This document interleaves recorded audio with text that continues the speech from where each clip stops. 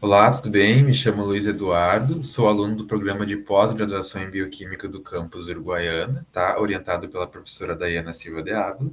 E agora eu vou apresentar, então, o meu trabalho intitulado Neurotoxicidade e Estresse Oxidativo Induzidos pelo Ácido Gibirélico em Caenorhabditis elegans. Então, muitos produtos químicos são usados atualmente na agricultura e os reguladores de crescimento de plantas estão entre os que são bastante utilizados. Esses reguladores são hormônios vegetais, chamados de fito-hormônios, que são pequenas moléculas orgânicas comumente usadas, né, para aumentar a produção de grãos. Esses hormônios, eles promovem, né, o alongamento do caule, superam a dormência em sementes, estão envolvidos no desenvolvimento de frutos, na floração e na mobilização de reservas alimentares, na germinação de sementes. O GA13 ele é um hormônio que acelera e aumenta o rendimento das plantas. As plantas elas produzem o GA3 naturalmente para promover o crescimento normal, mas atualmente o fito-hormônio tem sido aplicado de maneira exógena para aumentar o rendimento agrícola.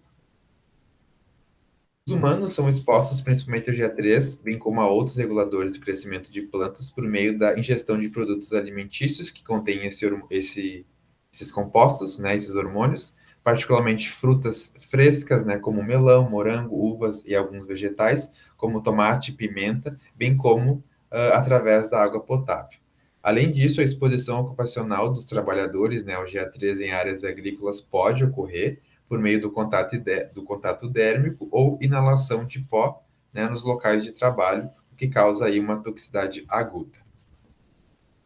O C. elegans, então, ele é um modelo em vivo que vem sendo utilizado em ensaios de triagens farmacológicas e toxicológicas.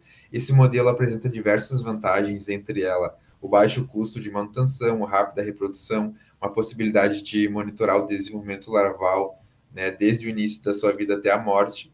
O C. elegans, então, ele é um pequeno nematóide, né? Os vermes adultos, eles têm um comprimento de aproximadamente 1 milímetro, que pode ser mantido, né, a baixo custo e manuseado aí utilizando técnicas, né, similares a in vitro.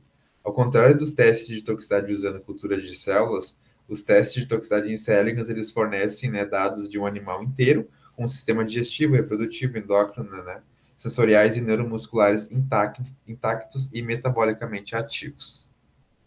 Então, o objetivo deste estudo foi examinar os possíveis efeitos neurotóxicos da exposição ao GA3, relacionando com o estresse oxidativo. Tá? Em relação a materiais e métodos, as cepas utilizadas foram a N2, a BZ55, tá? Que tem neurônios dopaminérgicos marcados com GFP, a LX929, que tem neurônios colinérgicos marcados com GFP, e a cepa CF1553, que tem a SOD3 marcada com GFP. Tá? Então, o GA3 liofilizado foi utilizado no tratamento de exposição dos nematóides. As cepas, então, foram expostas, tá, no estágio L1, a duas concentrações do GA3, que seriam 100 e 150 microgramas por ml, por 48 horas. Ao final desse período, a microscopia de fluorescência e avaliação da integridade neuronal foi avaliada e a quantificação de ROS, né, espécies ativas e atividade de enzimas oxidantes foi avaliada. Tá? Então, em relação aos resultados, a gente tem aqui a fluorescência relativa de neurônios dopaminérgicos, né? Então, a gente pode ver que os tratados eles tiveram uma diminuição, né, especialmente na maior concentração, que deu um valor significativo, né, em relação a essa fluorescência. Se a gente for avaliar as fotinhos aqui, a gente consegue ver bem, né? Aqui são neurônios do controle, né? Quando a gente trata com uma menor concentração e com uma maior concentração, a gente pode ver uma alteração na fluorescência e na morfologia desses neurônios. Em relação aos neurônios colinérgicos, tá? A fluorescência ela não deu resultado significativo, não teve alteração na fluorescência, que seria um parâmetro para a gente avaliar essa toxicidade também. Porém, no número de vermes que apresentaram uma morfologia alterada, né? As duas concentrações aí, né, aumentaram esse número de vermes que apresentaram alterações morfológicas, como esse Y-shape, né? Aqui, e rupturas, tá? Então, a gente consegue ver aqui uma morfologia normal desses neurônios e quando tem alguma alteração aqui representando uma toxicidade específica para esses neurônios, no caso aqui, colinérgicos.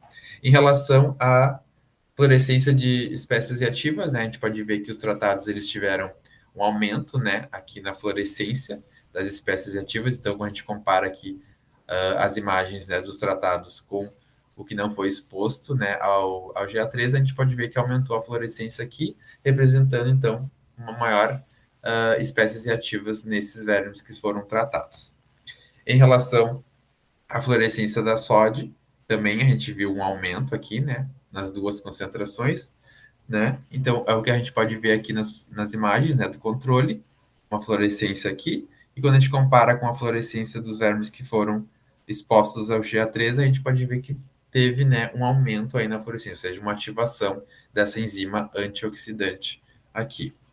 Então, como conclusão, a exposição precoce e crônica ao GA3 causa uma neurotoxicidade, evidenciada pela presença de alterações morfológicas em neurônios dopaminérgicos e colinérgicos, com o aumento de produção de espécies reativas de oxigênio. Assim, né, esse estudo ele sugere que o GA3 ele afeta a estrutura do sistema nervoso dos cérebros, e como o GA3 ele é amplamente utilizado em alguns países, né, o seu uso deve estar sob um estrito controle, né, pois pode afetar organismos não alvo aí durante a sua utilização. É isso, muito obrigado.